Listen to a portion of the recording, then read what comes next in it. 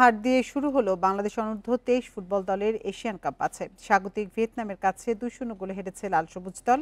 এর আগে কখনোই এশিয়ান কাপের বাছাই পর্ব পেরোতে পারেনি অনূর্ধ্ব 23 দল। এবারও সেই বাধা টপকানো চ্যালেঞ্জিং।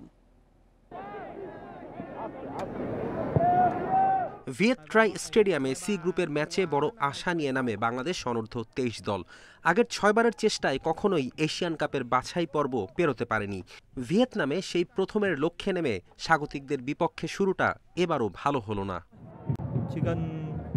ম্যাচের প্রথম 30 মিনিট একচ্ছত্র আধিপত্য দেখায় ভিয়েতনাম। ম্যাচের 15 মিনিটে আসে স্বাগতিকদের আনন্দের মুহূর্ত। ফি হোয়াংয়ের অ্যাসিস্ট থেকে ফরওয়ার্ড এনগক মাই এগিয়ে দেন ভিয়েতনামকে। 1-0 ব্যবধানে পিছিয়ে থেকে বিরতিতে যায় বাংলাদেশ।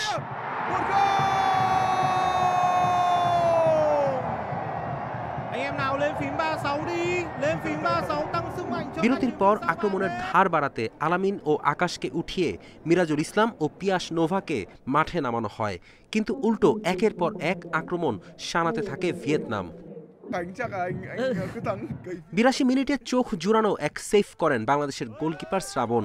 তবে পরের মিনিটেই কর্নার থেকে ব্যবধান দ্বিগুণ করে ভিয়েতনাম। লিডুকের অ্যাসিস্ট থেকে সফল হন ভিক্টর। এই গোলে শুরুর ম্যাচে 2-0 ব্যবধানে হারের হতাশা বাংলাদেশের।